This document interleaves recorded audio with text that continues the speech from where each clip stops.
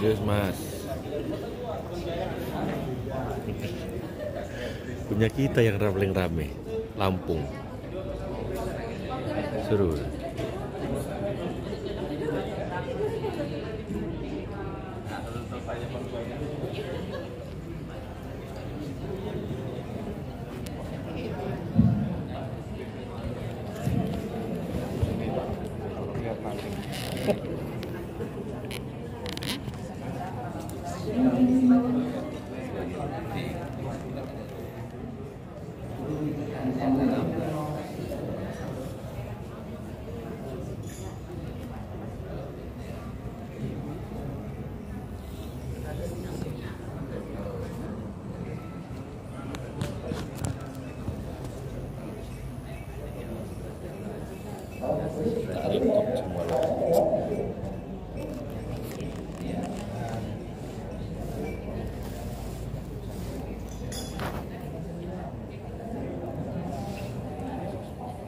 Proses dan output pembelajaran di seluruh satuan pendidikan. Jadi pada materi terakhir ini kita akan diberi kiat-kiat atau cara-cara bagaimana sebenarnya strategi yang kita harus jalankan untuk menghadapi AMI. Apakah memang perlu ada strategi atau tidak? Sebentar kita akan didampingi oleh narasumber kita yang sudah berada di tengah-tengah kita. Mungkin sebagian peserta di Medan maupun di sini sudah mengenal beliau. Beliau adalah Ibu Eli Ismayanti, Eskos FKP. Jabatannya pada saat ini adalah analis pelaksana kurikulum pendidikan dan sebagai PIC PTN 06 untuk asesmen nasional.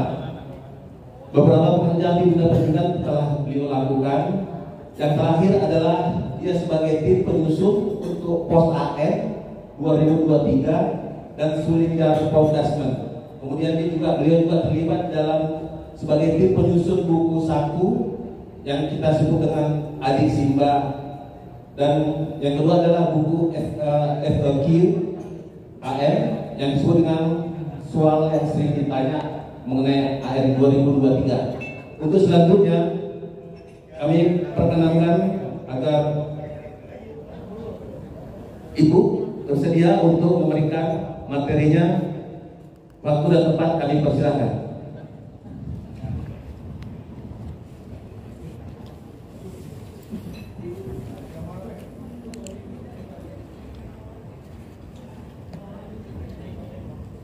Baik, terima kasih Pak Irman Pen yang sudah mengawali sesi terakhir ini, tetapi bukan pertemuan kita yang terakhir.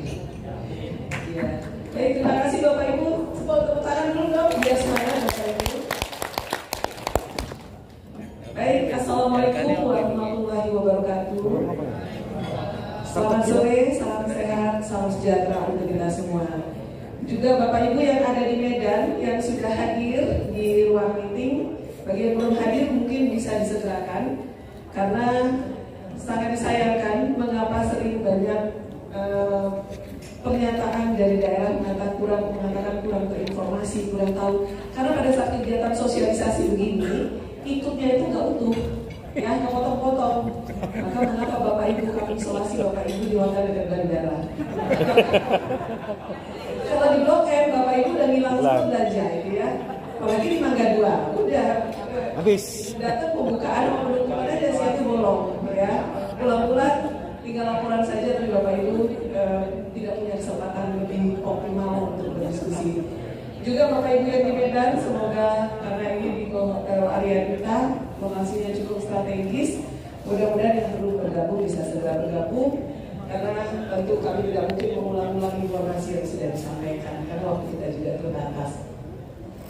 Baik Bapak Ibu, senang sekali sore hari ini saya dapat menyapa sebagian dari Bapak Ibu untuk Region Medan. Ya, kita sapa yang jauh dulu ya.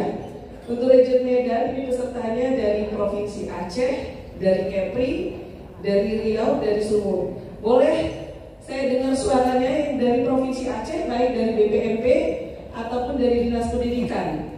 Ada suaranya, bisa diperdengarkan? Hilang. Suaranya satu orang, apa separuh? Oke, dari Kepri, suara dari Kepri mana?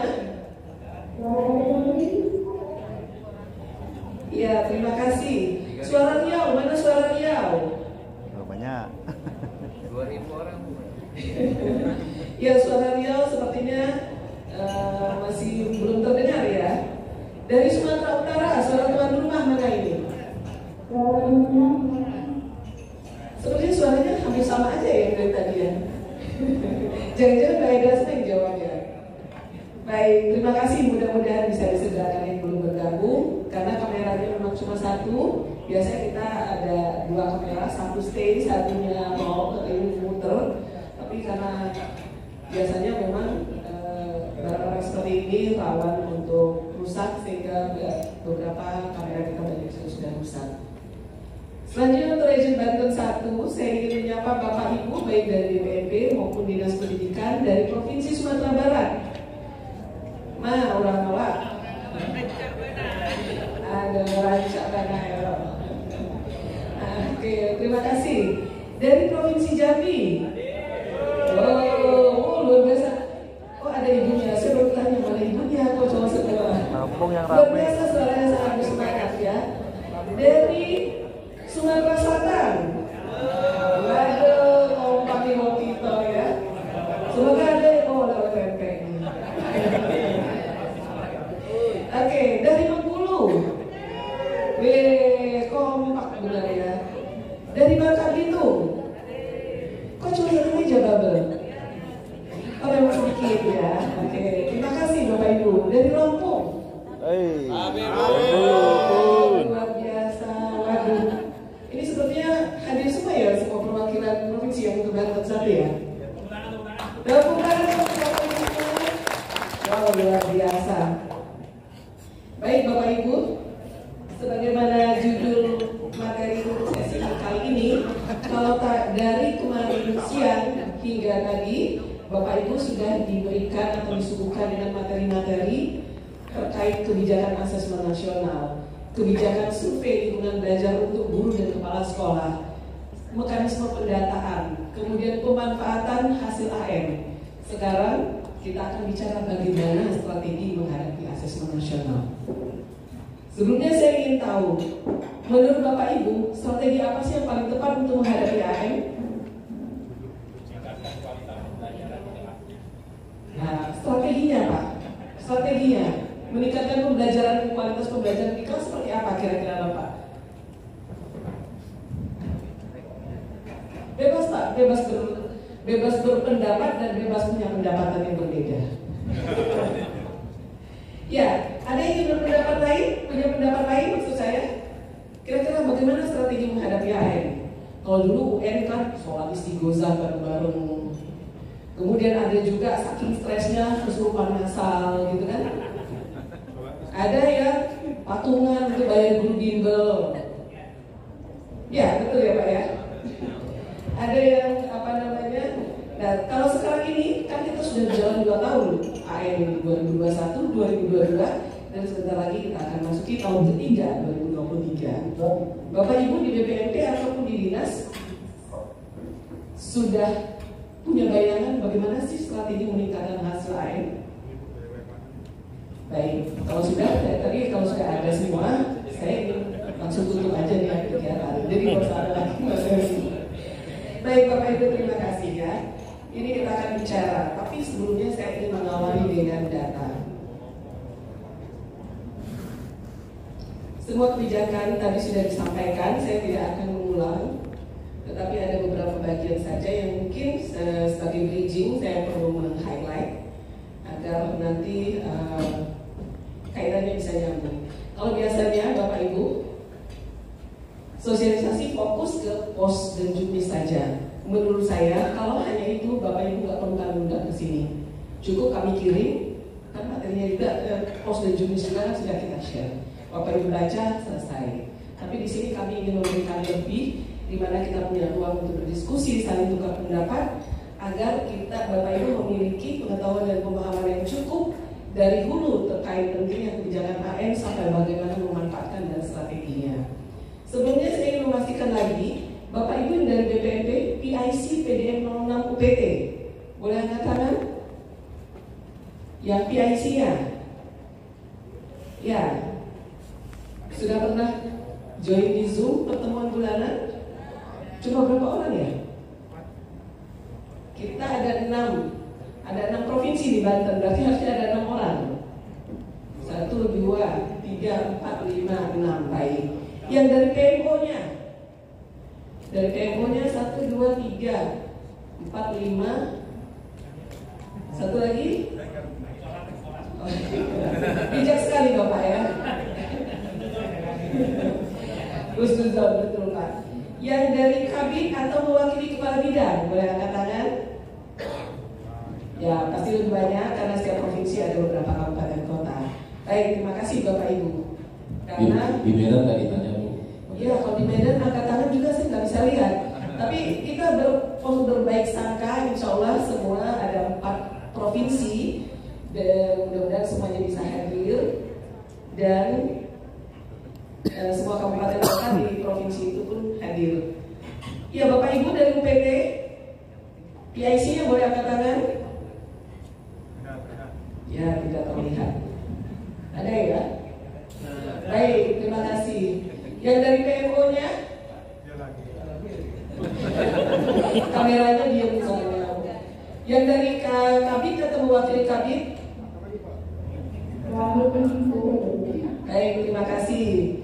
Baik, ya mohon maaf Bapak Ibu, tadi secara teknis memang kita harus mensinkronkan karena kebetulan materi ini paralel dengan teman-teman yang ada di Medan, jadi tidak akan dijelaskan satu persatu, tapi jelas turunannya dari Undang-Undang Sisdiknas sampai dengan kebijakan Merdeka Belajar episode 1 dan episode 19. Jadi kalau bicara AN itu salah satu produk anak sulung dari kebijakan Merdeka Belajar. Anak pertama kebijakan Merdeka Belajar melahirkan kebijakan asesmen nasional, ya, dengan dihapuskannya UN, dihapuskannya USBN, kemudian termasuk RPP disederhanakan dan PPDB zonasi, kemudian lahirlah kebijakan asesmen nasional, di mana AN bukan berarti menggantikan UN. Nah, jadi salah satu kebijakan pertama yang dilahirkan dari kebijakan Merdeka Belajar itu adalah asesmen nasional. Kemudian kalau kita melihat ke peraturan pemerintah nomor 57 tahun 2021 tentang standar nasional pendidikan, junto PP 4 2022 tentang standar kompetensi tentang SMP juga, nanti kita akan lihat SKL-nya, di mana komponen literasi numerasi karakter itu harus dimiliki dan dikuasai oleh peserta didik mulai dari jenjang PAUD sampai pendidikan tinggi. Nanti kita lihat seperti apa. Kemudian Permendikbudristek nomor 17 tentang 2021 tentang asesmen nasional dilanjutkan dengan beberapa peraturan yang lain, termasuk juga Permen 9 2022 tentang evaluasi sistem pendidikan yang lebih mengelaborasi pasal 43 dari PP 57 tahun 2021. Bagaimana mekanisme evaluasi sistem pendidikan itu bisa dibaca di sana. Dan seterusnya. Untuk lebih detailnya, kalau Bapak Ibu males baca semua peraturan ini, bisa membaca buku saku Adik Simbal, apa, di mana, kapan, siapa, mengapa, dan bagaimana tentang asesmen nasional, serta buku kumpulan soal sering ditanya atau SSD tentang asesmen nasional.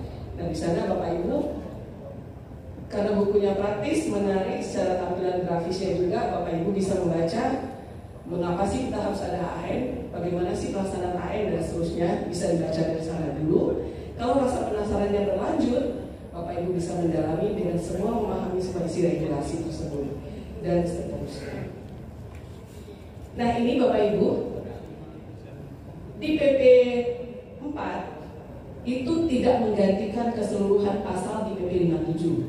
Maka kalau kita menggunakan peraturan pemerintah tentang standar nasional pendidikan, kita harus melihat dua standar tersebut. Hanya beberapa pasal di PP 57 diperbarui di PP 4. Salah satunya adalah terkait standar kompetensi lulusan, ya. Kalau kita lihat SKL-nya untuk PAUD, Dikdas, Dikmen, kejuruan hingga Dikti itu sama. Yang membedakannya adalah tingkat keluasan dan kedalamannya. Disitulah diversifikasinya. Di sini ada learning journey-nya, ada target yang tidak putus. Apa yang harus dicapai di PAUD juga harus dilanjutkan di Dikdas, di Dikmen sampai ke Dikti. Tetapi Tidak, bukan berarti harus secara eksplisit, secara tekstual harus sama persis, tetapi secara substansi itu akan berlanjut, tetapi lebih luas dan lebih mendalam. Sebagai contoh, ya, untuk di poin 3, penumbuhan kompetensi literasi dan numerasi. Itu memang literasi numerasi mulai dari jenjang didas, bukan di PAUD. Maka mengapa di PAUD belum ada AN? AN adanya di Dikmat, di Didas dan Dikmen. Nah, penumbuhan kompetensi literasi dan numerasi untuk mengikuti pendidikan lebih lanjut. Kemudian di jenjang Dikmennya, pengetahuan untuk meningkatkan kompetensi peserta didik agar dapat hidup mandiri dan mengikuti pendidikan lebih lanjut. Jadi lebih memanfaatkan kompetensinya. Kompetensi dasar dan Dikmen tersebut di jenjang Dikmen mereka akan memanfaatkan lebih. Jadi bukan belajar bagaimana menjadi orang literat dan numerat tadi, tetapi bagaimana memanfaatkan kemampuan literasi numerasi itu untuk mengatasi berbagai permasalahan hidup yang dihadapi sehari-hari dan mempersiapkan pendidikan lebih lanjut. Di jenjang kejuruan juga dikaitkan dengan kesiapan untuk hidup mandiri dan mengikuti pendidikan lebih lanjut. Dan pada jenjang dikti, ini pengetahuan, keterampilan, kemandirian dan sikap untuk menemukan dan mengembangkan serta menerapkan ilmu pengetahuan dan teknologi yang bermanfaat bagi kemanusiaan. Jadi lebih penerapannya untuk calon cakupan yang lebih luas. Artinya, ini putus juga nggak di sana ya? Aduh, ini kalau dulu mungkin kalau kita melihat SKL itu putus ya, yang harus dicapai di jenjang didas belum tentu nyambung di Dikmen, apalagi sampai ke dikti. Kalau sekarang nggak bisa. Demikian juga pada pendidikan karakter, mulai dari PAUD sampai ke dikti itu harus kita tanamkan. Demikian juga untuk nilai-nilai keimanan dan ketakwaan kepada Tuhan Yang Maha Esa itu menjadi bagian yang menjadi target kompetensi lulusan dari siswa dari jenjang PAUD sampai ke dikti. Artinya inilah yang apabila ini terpenuhi, itulah yang disebut dengan profil pelajar Pancasila, yaitu siswa dari jenjang PAUD sampai ke dikti yang memiliki kompetensi yang komprehensif, punya akhlak, keimanan, punya karakter yang baik sesuai nilai-nilai Pancasila, dan memiliki kompetensi literasi dan numerasi. Nah, saya tidak akan membacakan satu persatu, tetapi di asesmen nasional itu kita sudah sama-sama tahu ada 3 instrumen yang digunakan, yaitu AKM literasi numerasi, survei karakter, dan survei lingkungan belajar. AKM literasi dan numerasi mengukur kompetensi kognitif, survei karakter mengukur kompetensi non-kognitif, dan survei lingkungan belajar itu mengukur kualitas lingkungan belajar peserta didik yang akan mempengaruhi kualitas hasil belajar tersebut. Nah, itu dipayungi tertuang secara eksplisit dalam Permen 17/2021. Nah, kemudian Bapak Ibu, bukan hanya berhenti di asesmen nasional, tetapi literasi, numerasi, lingkungan belajar dan seterusnya ini juga menjadi bagian dari indikator prioritas standar pelayanan minimal bagi pemerintah daerah. Kalau Bapak Ibu baca dokumen SPM yang dari Kemendagri sampai bagaimana teknis mencapai standar pelayanan minimal dari Kemendikbudristek, kualitas literasi, numerasi, karakter itu menjadi poin yang harus dicapai. Artinya pemerintah daerah akan dikatakan kinerjanya baik apabila semua indikator prioritas ini, semua indikator SPM ini bisa terpenuhi. Di antaranya adalah kualitas literasi dan numerasi. Maka mengapa kemarin Senin tanggal 29 Mei 2023 di Yogyakarta kemarin Mas Menteri bersama semua pejabat eselon 1, eselon 2 dan beberapa di antara kami, kebetulan alhamdulillah saya berkesempatan juga datang ke Jogja, memberikan anugerah penghargaan Merdeka Belajar kepada pemerintah daerah, baik di level provinsi, gubernur, di level kabupaten kota, bupati atau wali kota, serta kepala UPT yang berhasil meningkatkan kualitas implementasi kebijakan Merdeka Belajar. Salah satunya salah satu indikatornya adalah tingkat partisipasi asesmen nasional. Kemudian capaian hasil asesmen nasional, mengunduh dan memanfaatkan rapor pendidikan yang ada di platform rapor pendidikan. Kemudian program sekolah penggerak dan seterusnya.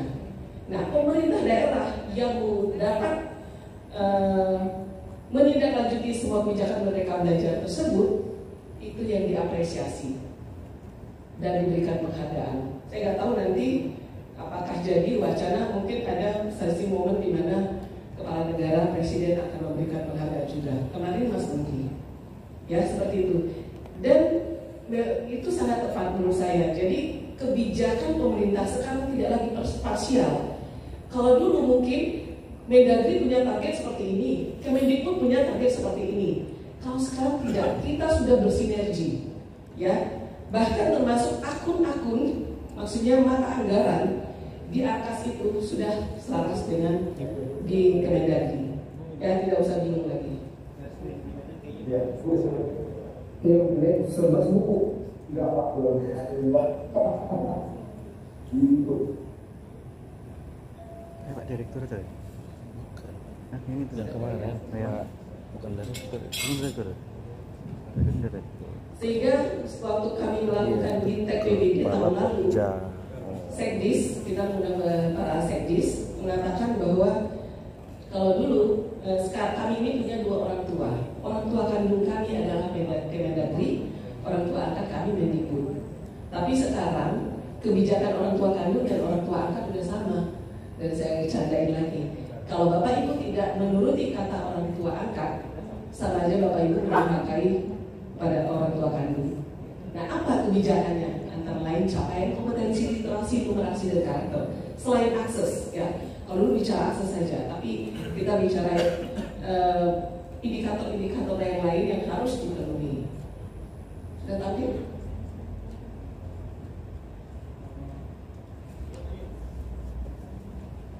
Ya, dari Medan sudah terlihat tampilan saya? Sudah ya? Itu harusnya sudah ya? Baik.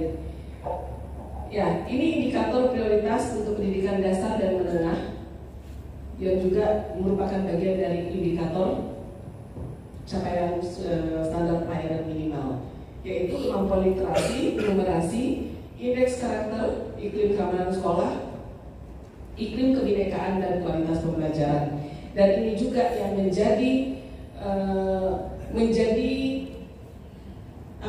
program prioritas yang harus dicapai, dan hasil dari yang sudah dilakukan dari tahun ke tahun itu tersaji dalam profil dan rapor pendidikan. Bapak Ibu bisa melihat capaian dilakukannya dari tahun ke tahun, dari 2021 ke 2022, dan nanti kita lihat hasilnya di 2023. Kalau tahun lalu kita hanya 5 program prioritas, untuk tahun 2022 ini 6 program prioritas, termasuk kualitas pembelajaran.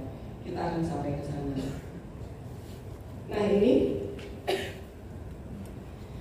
kalau Bapak Ibu membaca mulai dari PP 57, kemudian baca Permen 17, Permen 9, Bapak Ibu akan menemukan kalimat bahwa asesmen nasional adalah evaluasi sistem pendidikan dan bukan penilaian terhadap murid, guru, ataupun kepala sekolah sebagai individu. Jadi AN itu tidak dirancang dan untuk menilai sekolah atau menilai pribadi kepala sekolah, guru, ataupun siswa, tapi dirancang untuk memotret kualitas mutu. Kalau tahun lalu saya sering mengatakan bahwa instrumen asesmen nasional sebagai bentuk atau alat untuk mengukur, mengevaluasi kualitas pembelajaran itu ibarat alat diagnosanya seorang dokter. Ya, seorang dokter ingin tahu, kita ingin memastikan, walaupun Bapak Ibu dokter, tentu Bapak Ibu belum tentu bisa mendeteksi diri sendiri. Yang bisa mendeteksi siapa? Pada saat kita sakit, pasti butuh dokter lain untuk mendiagnosa kita. Nah, dalam rangka kita menegakkan diagnosa, apakah sekolah saya sudah baik? Apakah pendidikan di kabupaten, kota, atau provinsi saya sudah baik? Itu harus diukur, harus dicek, harus dilakukan general check up. Bagaimana cara melakukan general check up-nya? Ya dengan instrumen asesmen nasional. Di sana ada AKM yang untuk kognitif, kemudian survei karakter dan survei lingkungan belajar. Dan nggak cuma siswanya, orang-orang yang terlibat di situ ada 3 entitas, kepala sekolah, guru, dan siswa. Kita periksa semua.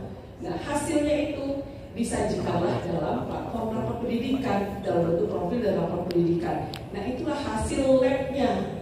Hasil labnya yang bisa Bapak Ibu baca di rapor pendidikan. Lantas hasil lab ini dikemanakan? Bapak Ibu bisa menemukan, oh ternyata SDOB, SDPT tinggi atau kolesterol jahatnya tinggi dan seterusnya. Bagaimana? Bapak Ibu berpikir, bisa nggak saya mengatasi sendiri ngobati? Kalau tidak, saya butuh bantuan dokter yang ahli agar pada saat check up berikutnya indikasi-indikasi yang nggak baik ini bisa hilang. Atau paling tidak, kalau tadi kolesterol jahatnya sekian turun menjadi sekian sampai nanti kembali normal. Itu analogi sederhananya. Kemudian ada anggapan kita nggak butuh check up sehingga nggak perlu asesmen nasional. Itu tadi yang dikhawatirkan. Kita terlalu percaya diri seperti kata di bawah tempurung, merasa sudah melakukan yang terbaik di sekolah kita. Tetapi faktanya pada saat kita berkompetisi keluar dengan sekolah lain, dengan daerah lain, apalagi dengan dunia global, anak-anak kita kalah dalam bersaing. Seperti itu. Bersaing itu bukan berarti lomba, tapi pada saat eksistensi dalam kehidupan sehari-hari. Maka kita membutuhkan alat ukur yang valid, yang objektif untuk dapat digunakan agar kita mendapatkan hasil lab yang betul, yang benar.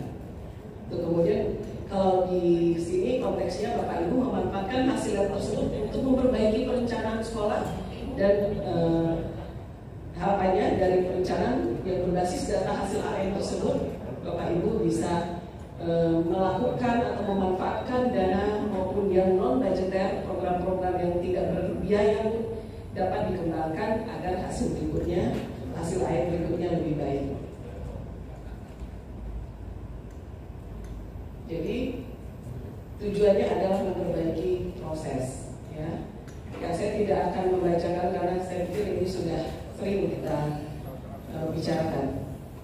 Saya hanya mengingatkan saja bahwa untuk asesmen nasional, untuk SD diikuti siswa kelas 5, SMP sederajat kelas 8, SMA SMK sederajat kelas 11, tetap sama.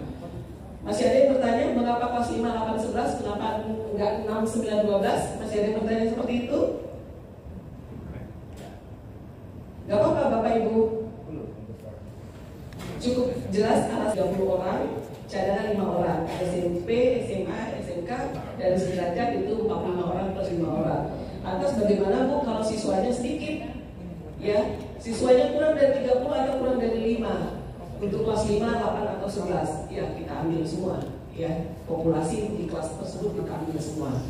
Cadangannya nggak cukup ya, nggak ada cadangan, semuanya harus ikut. Ya seperti itu. Nah, untuk siswa mereka mengerjakan ketiga instrumen. Jadi Bapak Ibu pada saat kita bicara asesmen nasional, sebenarnya bicara AN ya termasuk AKM, survei karakter, dan sulinjarnya siswa dan sulinjarnya guru dan kepala sekolah. Semua dalam satu payung membicarakan AN.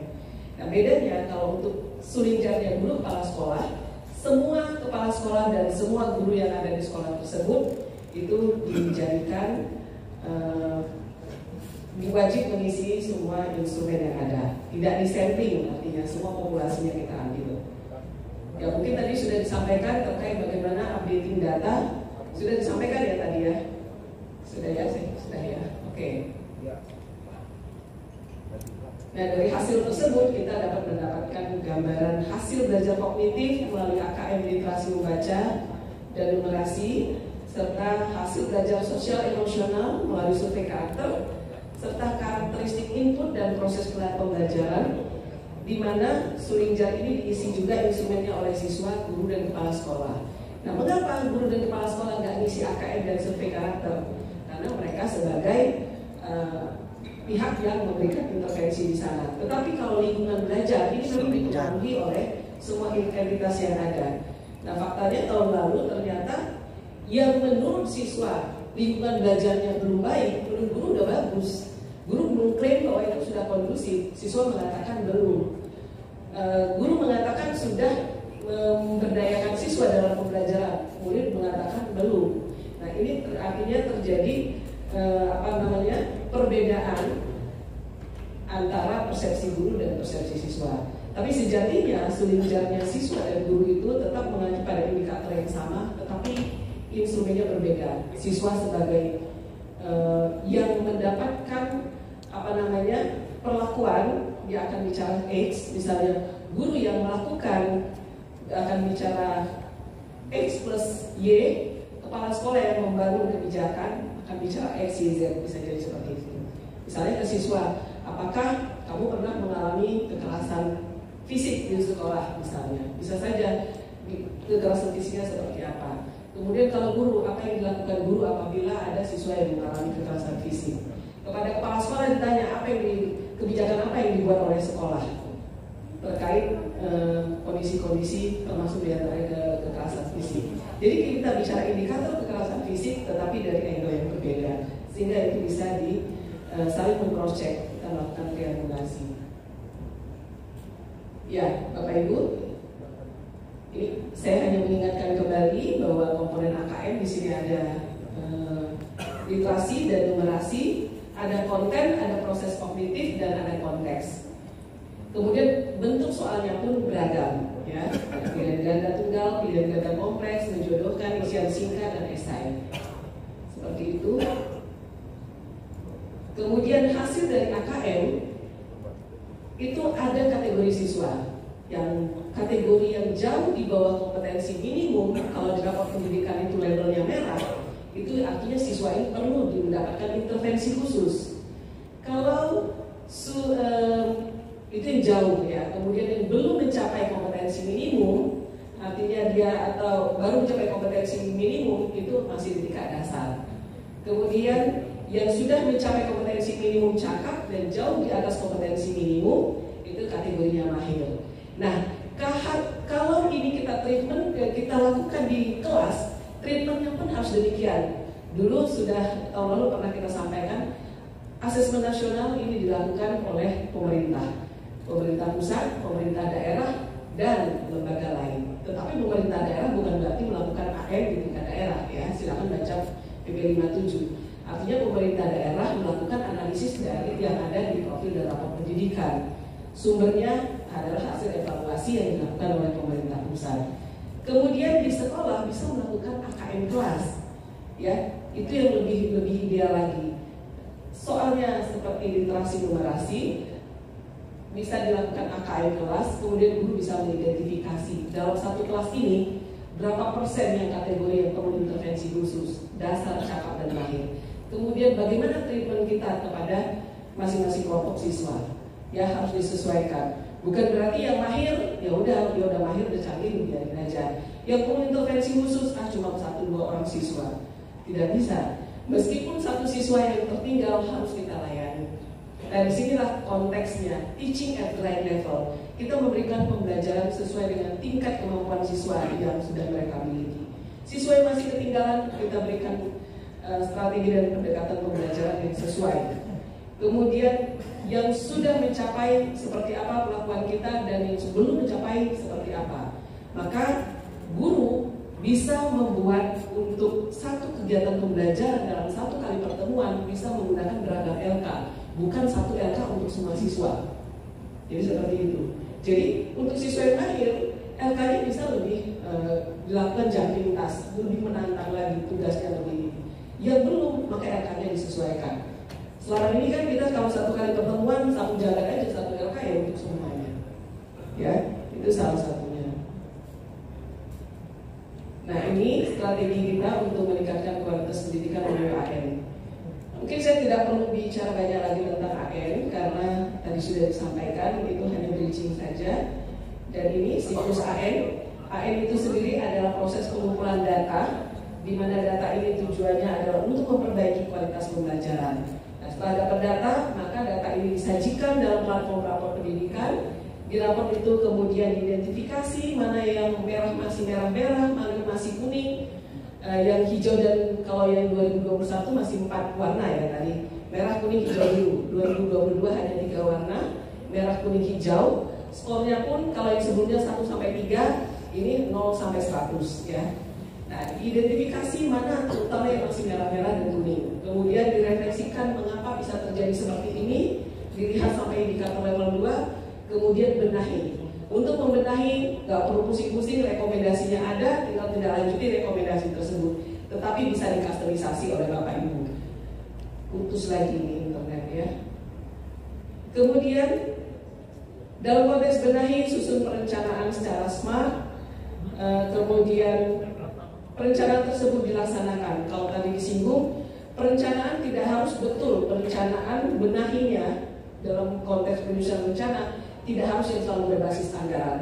Maka mengapa tahun lalu kita berpikir keras bagaimana mendeteksi pemerintah daerah menindaklanjuti hasil di rapor pendidikan itu untuk meningkatkan misalnya kompetensi literasi numerasi di daerah. Nah, kita baru punya alat melalui RKPD. Hasil RKPD itu kita cermati. Tetapi kami yakin bahwa tidak semua upaya effort yang dilakukan oleh Pemda itu berbasis anggaran. Nah, itu ada di mana? Tentu ada di RKT. Tapi kita belum punya tools untuk melihat RKT, termasuk RKT sekolah. Jadi, karena RKT itu kan semua program baik berbiaya maupun tidak berbiaya harusnya ada semua di RKT. Tetapi yang berbiaya untuk sekolah masuk di ARKAS, untuk Pemda masuk di RKPD.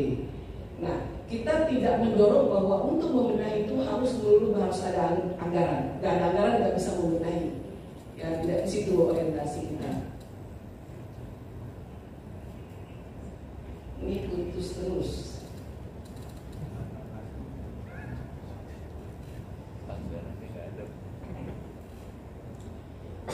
Ya.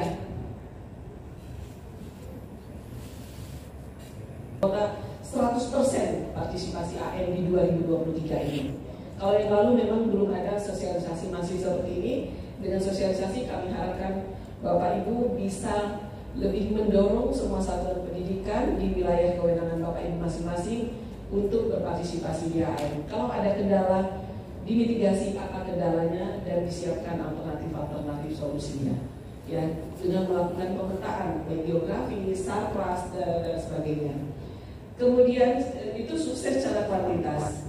Jadi tingkat partisipasi AM meningkat secara signifikan. Kemudian sukses secara kualitas. Hasil AM itu juga meningkat. Delta AM 2021 ke 2022 meningkat, 2022 ke 2023 meningkat. Ya. Nah, ini kita bicara partisipasi AM 2022. Mungkin di antara Bapak Ibu sudah pernah memiliki atau mengikuti paparan saya sebelumnya. Ini data satuan pendidikan yang mengikuti AM tahun 2022. Ini secara nasional ya, rata-rata secara nasional. Kalau kita lihat untuk tingkat SMP dan SMA sudah lumayan bagus, sudah di atas 95%. SD SMP itu sudah 98,sekian% secara rata-rata nasional. SMA juga sudah hampir di atas 95%. SMK masih di bawah 95%. SD SMP tadi sudah cukup tinggi. Nah, selaras dengan pendidikan formal, pendidikan yang di bawah naungan Kemenak juga demikian. Untuk MI dan MTS-nya sudah lebih baik dibandingkan MA-nya. Yang masih rendah, masih di bawah 85% itu SMA LB, ya. Kemudian yang di bawah 80% ini semua rata-rata pendidikan LB, dan yang lebih memprihatinkan lagi di bawah 75% adalah pendidikan kesetaraan.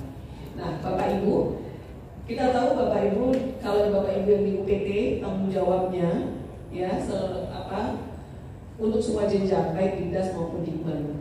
Dan Bapak Ibu di kabupaten kota, Bapak Ibu Kabid ataupun yang mewakili Kabid, tanggung jawabnya adalah untuk jenjang PAUD, SD, SMP, serta pendidikan kesetaraan. Nah, kami mohon dukungan, bantuan, dan kebijakan dari Bapak Ibu bagaimana agar tahun 2023 ini nanti partisipasi AM di daerah Bapak Ibu bisa meningkat semua, syukur-syukur bisa 99,9%. Seperti itu, ya. Jadi kalau memang misalnya di sini belum ada Papua, nanti di Makassar, itu dapat dipetakan Bapak Ibu. Kami tidak mungkin karena ada daerah-daerah yang memang secara geografi sulit. Bapak Ibu petakan, kalau seperti itu plan A-nya bagaimana, plan B-nya bagaimana. Daerah kami ada rawan bencana, itu kita mitigasi. Kita lakukan mitigasi risiko di masing-masing kabupaten kota. Kemarin UPD sudah kami minta melakukan itu dan kita dikoordinasikan dengan masing-masing kepala dinas agar nanti mitigasi risiko yang sudah dihasilkan itu dapat disikapi agar jangan sampai menjadi isu, ya, jangan sampai menjadi masalah. Nah itu agar dilakukan sejak sekarang karena kemarin mudah-mudahan hasilnya sudah dikirimkan surat edaran dari Sesdijen Ombudsman terkait pemetaan dan verval data data peserta didik dan TIK. Jadi Bapak Ibu dapat dilakukan segera sebelum gladi bersih di bulan Agustus. Nah ini data satuan pendidikan yang mengikuti AN per wilayah. Kalau kita lihat di sini, tingkat partisipasi yang cukup tinggi adalah Provinsi Jawa Tengah. Yang rendah tentu saudara-saudara kita di Papua. Nah untuk provinsi yang ada di region Banten dan Medan, ini kalau kita lihat Bangka Belitung, ini untuk semua jenjang ya, untuk bubble sudah cukup bagus. Nanti mudah-mudahan bisa 100% provinsi bubble. Bubble mana bubble provinsi PT? Ya, nanti 100% ya Bu ya. Oke, Lampung, ayo Lampung sedikit lagi nih, ya. Awal nanti, kemudian Sumatera Barat. Ini dikit lagi. Dikit lagi. Berapa ratus? Sumatera Barat masih, ya di sini ada angkanya sangat tapi belum. Ya yang biru tua ini adalah yang partisipasi memadai, yang biru muda itu belum memadai, dari abu-abu itu tidak mengikuti. Ya kalau Bapak Ibu nanti dapat filenya bisa dilihat langsung. Kapan dikatakan memadai? Dikatakan memadai apabila minimal 85% dari responden dari sampel AN mengikuti AN sampai selesai. Misalnya untuk SMP, SMA, SMK itu 45 siswa, pakai C misalnya, itu 45 siswa. 85% berarti minimal 38 siswa itu bisa mengikuti AN sampai selesai. Artinya pada saat kalau terjadi kendala di hari kedua, gagal login dan tokennya nggak keluar dan sebagainya, bisa ikut di penjadwalan ulang. Ya, bisa saja dikatakan oh semua sekolah ikut, tapi ikutnya ada yang tidak memadai. Tidak memadai itu kurang dari 85% atau tidak bisa ikut sama sekali. Kalau terjadi gangguan bencana alam atau keamanan seperti di Papua kemarin di Kabupaten Sambi dan sebagainya, kami mohon ada surat keterangan dari Satgas Bencana di masing-masing daerah untuk disampaikan ke pusat agar kita bisa melakukan penjadwalan ulang khusus untuk daerah-daerah tersebut kalau dimungkinkan. Kalau itu berkepanjangan tentu akan ada diskresi kebijakan. Kemudian di sini untuk Bengkulu juga, Bengkulu masih botol ya, tapi kita membacanya ini botol. Oke, warna apa? Orange ya, karena terlihat kan. Jadi secara visual kita lihat ini sebuah botol, sebuah benda berbentuk botol warna orange. Kemudian pas kita pegang misal tutupnya, ini ada gerigit-gerigitnya gitu ya. Ini maksudnya mungkin kita menerjemahkan, oh ini ada gerigi supaya bukanya tidak licin. Kita memaknainya seperti itu. Artinya secara gestural gerakan kita bisa merasakan bahwa ini adalah teks yang maknanya supaya nggak licin walaupun tidak tertulis. Mereknya apa? Cleo, karena ada tulisannya. Jadi secara linguistik ada teksnya juga di sini. Terus pada saat saya minum, pada saat saya haus, saya buka botol ini, saya minum, segar. Itu apa Bapak Ibu? Yang Bapak Ibu mendengar nggak? Dengar kata segar. Itu artinya apa? Teks aural yang bisa terdengar oleh Bapak Ibu. Artinya dari satu benda ini saja untuk menggunakan teks multimoda. Ya, andaikan Bapak Ibu guru mengajar tidak kaku, tidak hanya menggunakan satu modal teks saja, apalagi kalau kita melihat contoh soal asesmen nasional, mengapa bentuk soalnya bermacam-macam, dari pilihan ganda tunggal, pilihan ganda kompleks, ya, menjodohkan, isian singkat, esai, dan soalnya disajikan bukan hanya dalam bentuk teks linguistik, tetapi ada yang berupa spasial, ada yang gerakan animasi. Maka mengapa AN itu tidak bisa berbasis kertas dan pensil? Karena teksnya akan terbatas. Tetapi dengan menggunakan komputer bisa menggunakan teks multimodal, bisa teks visual, bisa audio visual. Akhirnya membuat dinamika di dalam pembelajaran itu menjadi lebih menarik. Demikian juga guru, dikaitkan dengan beragam konteks. Belajar proses metamorfosis bukan hanya buka buku, baca buku apa itu metamorfosis, apa dan sebagainya, tetapi bisa belajar dari alam kambang atau orang Minang, ya, dari alam yang terhampar. Di situ mereka bisa memegang proses metamorfosis pada daun misalnya, bisa memegang daunnya, kan? Kemudian bisa membandingkan antara daun yang satu dan lain-lain, bagaimana proses terjadinya kalau terkait kupu-kupu itu, proses perubahan kelompok sehingga menjadi kupu-kupu dan seterusnya, itu bisa menjadi teks semua.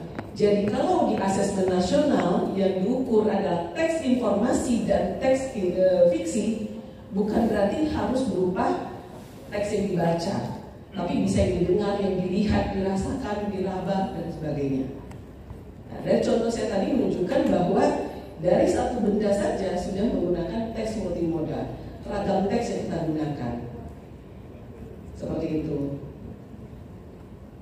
Nah, ini proses kognitif tadi, dari menemukan informasi, menginterpretasi dan mengintegrasi hingga mengevaluasi dan merefleksi. Ini konteksnya dari personal, sosial budaya, dan saintifik, ya. Nah, sekarang untuk numerasi. Numerasi bukan matematika, tetapi numerasi menggunakan alat matematika. Jadi matematika sebagai alat untuk memecahkan masalah dalam beragam konteks, ya, menyelesaikan masalah sehari-hari. Sehingga pembelajaran pun harus berbasis pendekatan numerasi tersebut, bukan hanya tahu rumus Pitagoras, ya, bukan hanya menghafal rumus fisika, hukum Archimedes dan sebagainya, tetapi bagaimana penerapannya di dalam kehidupan sehari-hari dengan menggunakan beragam konteks. Nah, dalam mengaplikasikan konsep dan keterampilan matematika, baik itu bilangan, bentuk dan ruang, fungsi dan hubungan, itu bisa diterapkan pada berbagai isu atau stimulus soal yang ada. Misalnya, kita kalau masih terkait dengan matematika, numerasi pada matematika, pada saat belajar statistik, saya ingat dulu mungkin bapak ibu yang usianya di bawah saya mungkin sudah lebih modern, lebih maju barangkali. Tapi pada masa saya dulu, kita diperkenalkan statistik itu, guru matematika sudah menampilkan kumpulan angka-angka. Ya, kita suruh mengurutkan dari bilangan kecil sampai yang angka yang rendah, yang kecil sampai yang paling tinggi. Ada nggak masih mengalami seperti itu belajar statistik? Kenapa? Masih ada. Kalau kita menggunakan pendekatan numerasi dengan konteks personal atau sosial budaya, lebih enak, lebih enjoy, dan lebih make sense. Misalnya, anak-anak bisa dibagi beberapa kelompok, mereka disuruh mendata. Kelompok 1, silahkan kalian data ukuran sepatu rekan-rekan kalian di dalam kelas ini. Kelompok 2, silahkan data berapa jumlah teman-teman kalian di kelas 7 atau di kelas 8 yang pakai kacamata. Ya, pakai kacamata belum lagi diurutkan yang -1, -2 dan seterusnya. Kemudian berapa guru yang pakai jam tangan dan sebagainya. Itu bisa menjadi sumber data yang paling sederhana untuk mengajarkan statistika sederhana pada anak. Nah, setelah dapat angka-angka real, tidak perlu ngarang angka-angka berapa, tapi real dikaitkan dengan konteks yang ada, diurutkan dari bilangan yang kecil sampai yang besar. Ya, biar hitung, biar ukur, ilmu matematika bisa diterapkan di sana. Kemudian mereka disuruh menghitung Kalau seperti itu rata-rata ukuran sepatu rekan-rekan kalian di kelas ini berapa? Nilai tengahnya berapa? Batas atasnya berapa? Intervalnya berapa? Batas bawahnya berapa? Itu contoh sederhana numerasi di dalam pembelajaran matematika. Numerasi pada mata pelajaran ekonomi misalnya. Sebagai contoh, ada seorang siswa ingin menabung. Uangnya ada 50.000, misalnya bunga bank per tahun sekian persen. Bunga bank dari angka nilai tabung uang pokok, bunga banknya per tahun sekian persen. Kalau dia menarik tabungannya pada bulan ke-6, berapa uang yang ada di tabungan si anak? Itu masalahnya lebih kompleks lagi. Menggunakan pendekatan matematika, menambah, menghitung, membagi, mengali, tetapi dalam konteks nyata, konteks menabung. Kalau dulu kita sudah ada seperti itu soal cerita di matematika, tapi belakangan konsep seperti itu sudah jarang digunakan. Yang penting anak-anak tahu operasi bilangan, tidak dikaitkan dengan konsep yang dengan konteks yang nyata. Nah itu contoh-contoh. Atau guru menampilkan teks tadi, teks itu kan macam-macam bentuknya. Itu bisa dalam bentuk grafik, dalam bentuk angka, dalam bentuk tabel. Itu sebuah data, tapi itu juga teks informasi dalam bentuk angka-angka. Seperti itu. Itu bisa dianalisis, ya, menganalisis grafik, tabel, bagan. Maka mengapa saya prihatin kemarin ada statement dari peserta daerah yang mengatakan, jujur Bu, di daerah itu banyak yang belum memanfaatkan rapor pendidikan. Mengapa saya tanya? Karena mereka masih bingung cara membaca datanya. Mungkin kalau betul seperti itu informasi yang saya tangkap, yang saya dengar, bisa jadi dulu di sekolah tidak menggunakan pendekatan numerasi ini, tidak dibiasakan membaca data dengan teks multimoda, hanya biasa dengan narasi-narasi. Tidak diajarkan bagaimana membuat tabel, membaca tabel, memaknai grafik, diagram, dan seterusnya. Itu contoh-contoh yang kita hadapi. Nah, numerasi dalam pembelajaran selain matematika ini dapat digunakan untuk mengumpulkan, menyajikan data dalam berbagai bentuk, ya. Misalnya anak-anak melakukan pengamatan proses penanaman kecambah dari kacang hijau, ya. Kacang hijau ditaruh di, ini suaranya mendengung ya. Dan isinya kasihan nanti yang di Medan berdengung. Ya, misalnya dari biji kacang hijau sampai tumbuh menjadi kecambah, sampai nanti dia keluar daunnya lagi yang 2 lembar itu. Anak-anak diminta mengamati. Yang satu mungkin menggunakan, bisa mengadakan studi eksperimen, satu pakai media kapas, satu sebu gergaji, bisa satu menggunakan tanah. Mereka melakukan praktek mengamati di antara dengan media tanam yang berbeda ini, kira-kira mana yang lebih cepat tumbuh kembangnya bibit kacang hijau menjadi kecambah tersebut. Kemudian mereka menuliskan waktunya, paling tidak hari per harinya. Hari pertama sampai dia tinggi sekian senti dan seterusnya. Nah, itu data yang dikumpulkan. Kemudian sampai mereka bisa membuat simpulan bahwa apabila kacang hijau ini, bisa dengan hipotesis sederhana dulu, sampai nanti pembuktiannya setelah tumbuh daun muda kecambah itu, sampai mereka membuktikan hipotesisnya bahwa dengan menggunakan media tanam bubuk gergaji misalnya, pohon tobenya lebih cepat tumbuh dibandingkan menggunakan tanah atau kapas. Itu kita sudah melatih dalam konteks saintifik. Jadi numerasi dalam pembelajaran mengaitkan antara ilmu matematika, ilmu IPA, ya, dengan menggunakan dengan memanfaatkan data yang berdasarkan hasil pengamatan. Itu artinya numerasi dalam konteks saintifik. Mereka bahkan bisa melakukan uji hipotesis sederhana yang dibuat. Menurut saya seperti itu, Bapak Ibu. Dan saya pikir semua guru yang sarjana pendidikan pasti diajarkan ilmu pedagogi seperti itu. Tetapi kembali lagi pada saat masuk ke sekolah mengajar, mengapa lupa? Atau idealismenya jadi luntur? Ini saya tidak tahu. Jadi sesederhana itu meningkatkan literasi dengan numerasi, percuma gurunya mau dibintek terus kalau komitmen moralnya nggak ada di dalam kelas. Itu yang saya maksudkan. Jadi ilmu yang didapat di ikut pelatihan sana sini cuma ngumpulin sertifikat aja, sampai di kelas aku masih seperti yang dulu. Itu yang kita tidak ingin. Ayo gali lagi idealisme, pengetahuan, pemahaman kita bagaimana menjadi guru yang profesional dan punya komitmen moral, supaya bisa memberikan yang terbaik kepada anak-anak kita, sehingga pada setiap tahun kita mengukur hasil asesmen nasional, hasilnya akan meningkat secara signifikan. Untuk mendapatkan hasil AN yang baik, bukan dengan bocoran jawaban, bukan dengan ngasih joki, bukan memberikan ngajarin bantu jawab pada saat pengerjaan soal, tetapi perbaiki kualitas pembelajaran. Gak pakai duit kan seperti itu? Pakai duit gak Bapak Ibu? Nah, jangan profesi. Ini Mas, suaranya mendengung begitu. Tadi udah benar kenapa dikatakan? Ya, pakai pinjaman profesi untuk meningkatkan pengembangan diri, kapasitas diri, dan lakukan yang berikan yang terbaik.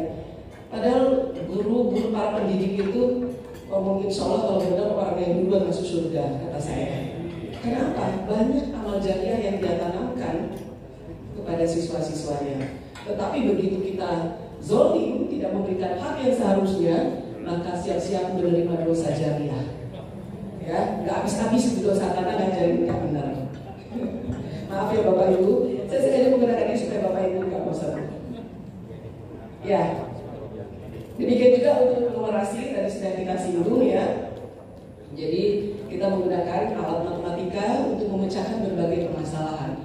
Bapak Ibu juga, mungkin terutama ibu-ibu itu orang yang paling berat di muka bumi ini. Kenapa? Ibu yang senyum?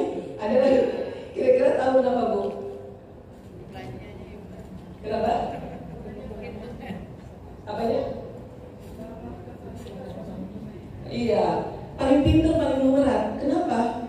Misalnya penghasilan bapak 10, penghasilan ibu 10, kebutuhan anak 10, pengeluaran lain 10, yang ini 10, tapi bisa hidup.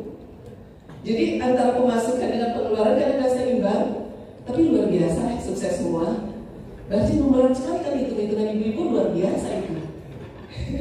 Jadi jangan ragukan kemampuan kita semua. Nah, sesungguhnya, jadi kembali lagi, hidup kita sehari-hari ini udah dikelilingi teks, tetapi kita terjebak teks itu hanya kumpulan kata-kata, hanya kumpulan huruf-huruf dan kata-kata. Padahal semua ini bisa bicara. Jadi kalau ada pepatah yang mengatakan bahwa dinding pun bisa bicara, betul.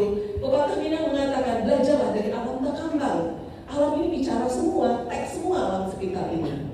Tinggal kita kritis apa enggak, bisa memaknai itu sebagai sebuah pembelajaran melalui laboratorium alam atau tidak. Ya, seperti itu Bapak Ibu. Ya, nanti Bapak Ibu bisa membaca sendiri karena waktunya juga terbatas. Bapak Ibu mungkin ada yang ingin ditanyakan, kami siap selama kami bisa menjawab. Jadi simpulannya, untuk menghadapi asesmen nasional atau meningkatkan hasil asesmen nasional bukan dengan drilling, bukan cuma dengan latihan-latihan soal tanpa pembahasan. Ya, tetapi kita harus memperbaiki proses pembelajaran. Ya, kualitas bagaimana cara memperbaiki kualitas proses pembelajaran, antara lain kita bisa membuat pembelajaran yang menarik, menyenangkan, bermakna. Meaningful learning bukan sekedar slogan, tetapi diwujudkan dalam proses pembelajaran sehari-hari. Merdeka belajar bukan berarti ngasih tugas kepada murid, guru tinggal enak-enak aja nunggu hasil. Justru guru harus effortnya lebih lagi berpikir bagaimana saya menggunakan media tertentu, metode tertentu, anak-anak bisa melakukan proses discovery learning, mereka bisa mengkonstruk sebuah pemahaman, dan kita tetap menjadi mentor dan fasilitator yang baik untuk anak-anak sampai mereka menemukan seperti itu. Jadi bukan cuma ngasih tugas dan menilai. Nah itu tadi untuk strategi meningkatkan literasi dan numerasi. Sedangkan inspirasi untuk meningkatkan indeks karakter, kita tahu sekarang Melalui kurikulum Merdeka, kita mendorong penguatan profil pelajar Pancasila. Tetapi untuk kurikulum 2013 juga Bapak Ibu, kalau membaca PPA-nya, panduan pembelajaran dan asesmen, juga dikonversikan.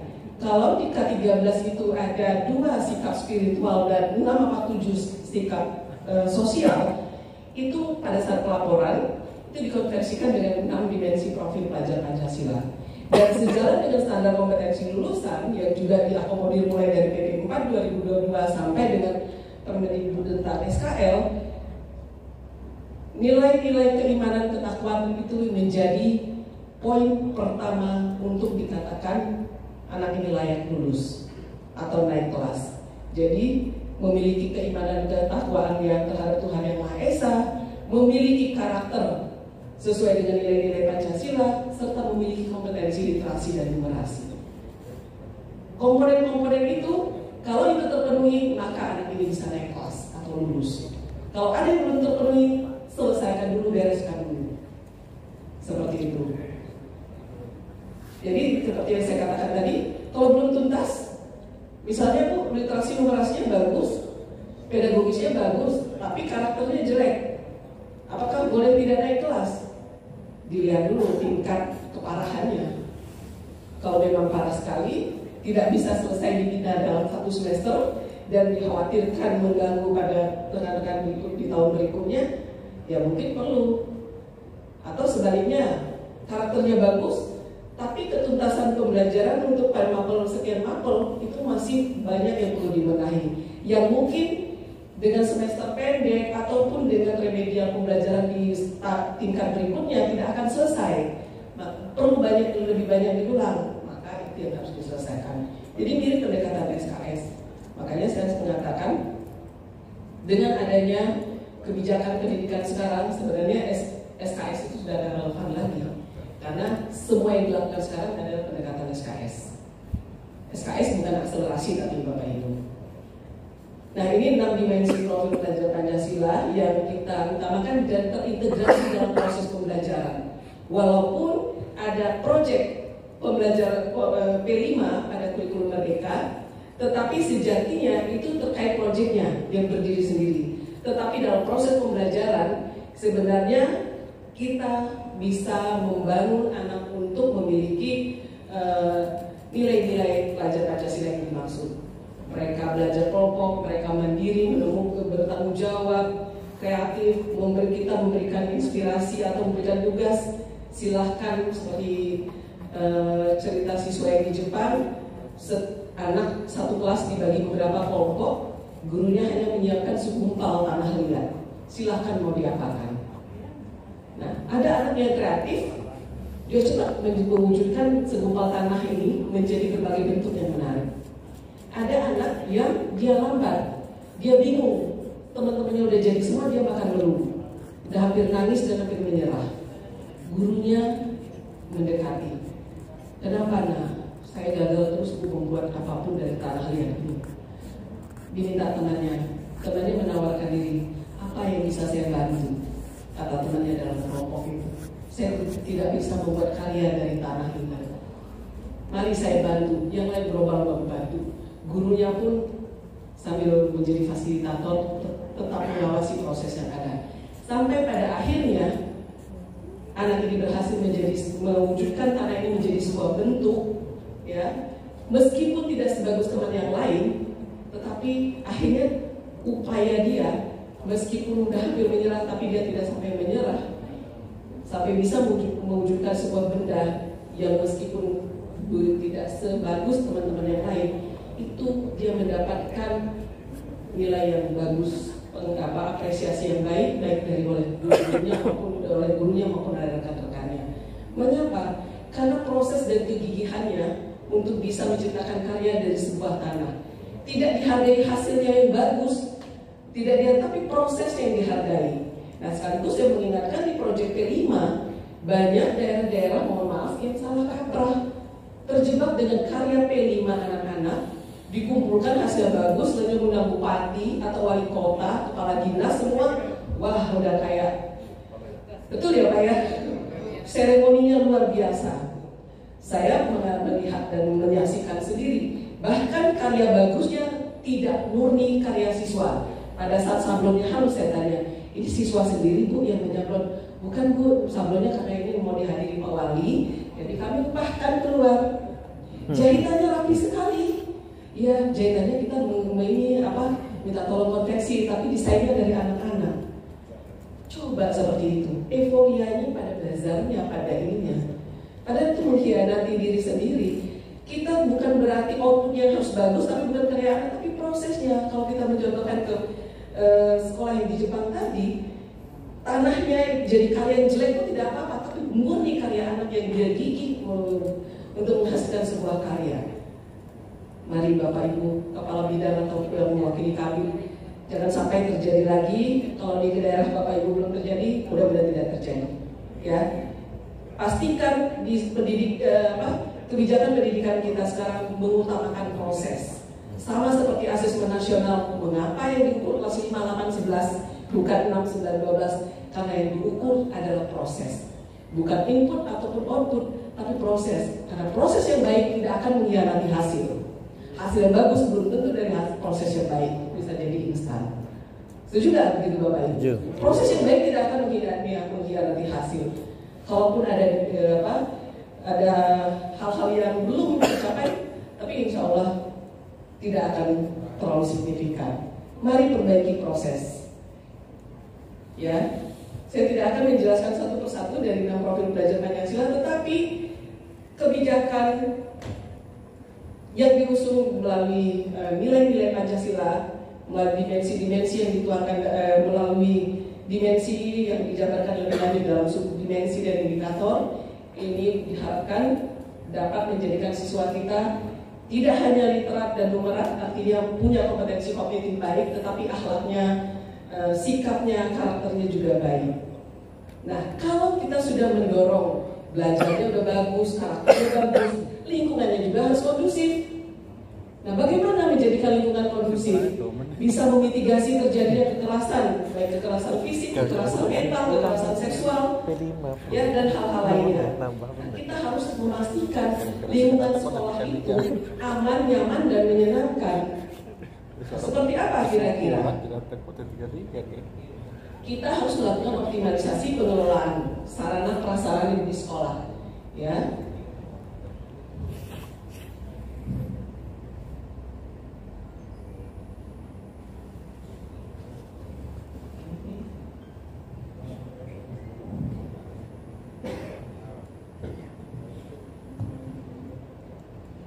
Ya, untuk optimalisasi pengelolaan sarana sekolah, kita tentu perlu menciptakan iklim keamanan sekolah yang kondusif.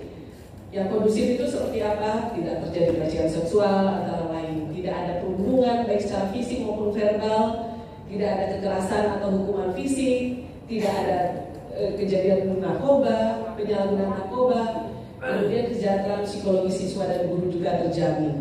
Seperti apa ukuran kesejahteraan? Kesejahteraan psikologis itu seperti apa menurut Bapak Ibu? Siswa senang. Ya, psikologis itu kan bukan sesuatu yang physically ya, tetapi mentalinya. Misalnya pada saat ada isu atau ada kasus, kemudian kepala sekolahnya kalau yang tidak memperhatikan entitas lain yang ada di sekolah, bisa saja membuat putusan. Peraturan di sekolah ini harus dibuat seperti ini. Mulai berlaku mulai minggu depan harus begini. Padahal kita bisa melibatkan guru, orang tua murid, siswa, bagaimana sebaiknya. Ya, pengambilan keputusan dan apapun bentuknya di sekolah ini ada pelibatan. Sehingga kalau mereka dilibatkan, ownership-nya ada. Kalau ada rasa ownership-nya, mereka pun akan ikut mengawal suksesnya diimplementasi. Nah, ini kemarin di data hasil asesmen nasional, kesejahteraan psikologis guru dan siswa ini tidak match. Ya, menurut guru itu terjadi psikologis kesejahteraan di dimensi D, kesejahteraan psikologis guru ini masih sangat rendah. Pada saat kita sampling cross check, ternyata memang di setiap hal-hal penting di sekolah tersebut guru jarang dilibatkan, sehingga guru merasa ya udahlah itu urusan kepala sekolah, bukan urusan kami. Tinggal terjadi jadi hal-hal atau sikap-sikap seperti itu. Atau sebaliknya, menurut guru ini udah baik, menurut siswanya belum. Ya, seperti itu Bapak Ibu. Kemudian pembelajaran yang menyenangkan. Pembelajaran yang menyenangkan itu mulai dari strategi pembelajaran, metode pembelajaran yang digunakan, media pembelajaran yang dimanfaatkan, sampai dengan lingkungan sekolah. Manajemen kelasnya yang fleksibel, anak-anak nggak perlu duduknya ke depan, menghadap ke depan, tetapi bisa digonta-ganti, kapan sekali waktu lesehan juga bisa, ya, bisa dengan metode literasi, bisa dengan read aloud, ya. Read aloud bukan cuma untuk anak TK atau SD saja, tapi bisa juga pada SMP, SMA. Tinggal materi bahan bacanya disesuaikan, ya. Bisa kalau itu bisa dengan model Keriung dan sebagainya. Pembelajaran yang kontekstual dan kolaboratif. Nah, pembelajaran kolaboratif itu tetap outputnya individu, tapi proses pembelajarannya masing-masing. Jadi bisa berdiskusi, misalnya ibu bapak di meja ini selesai ini misalnya perlu membuat sebuah rencana strategis terkait bagaimana meningkatkan literasi dan numerasi. Nah, boleh saja berdiskusi, tetapi eksekusinya disesuaikan dengan karakteristik situasi kondisi di daerah bapak ibu masing-masing. Hasil akhirnya tetap customize daerah bapak ibu, tetapi prosesnya mendapatkan inspirasi masukan bisa dari yang lain. Jadi pembelajaran kolaboratif itu bukan belajar sama-sama dan hasilnya sama. Pembelajaran kolaboratif belajar bersama, tetapi hasilnya bisa berbeda. Kemudian penataan ruang terbuka, ya, ruang terbuka hijau. Ada taman, pemanfaatan TIK serta sarpras sebagai guru ketiga. Jadi sarpras itu bukan utama. Maka mengapa muncul statement waktu itu dari Bank Dunia, saya lupa OECD atau Bank Dunia, mengatakan di Indonesia banyak sekali terjadi proses schooling without learning. Sekolah tapi nggak belajar. Sekolah gedungnya mewah, megah, tetapi proses pembelajarannya sangat kerdil. Tidak sebanding dengan kemewahan, kemegahan gedungnya. Karena apa? Kita mendewakan sarpras. Sarpras itu adalah alat bantu. Itu adalah guru ketiga. Guru pertama itu siapa? Guru pertama itu adalah lingkungan dan si guru itu sendiri. Yang sarpras itu sebagai media. Tak ada hutan akan menjadi. Nenek moyang kita dulu bikin pepatah itu nggak asal, tapi dari pengalaman. Jadi kalau memang sarprasnya kurang, sekali lagi saya mengatakan laboratorium alam ini lengkap sekali. Tinggal kita melakukan kontekstualisasi antara tujuan pembelajaran dengan media yang ada. Kemudian ajak anak-anak berpikir kreatif, menemukan, membuat sintesis sampai mereka melakukan inovasi dan menyajikan hasil karya mereka. Nah, ini beberapa Bapak Ibu. Ya, iklim keamanan sekolah ini jangan terjebak, jangan ke-distract dengan gambar. Kalau saya ketemu gambar yang kebetulan mungkin lebih kondisinya lebih baik seperti itu.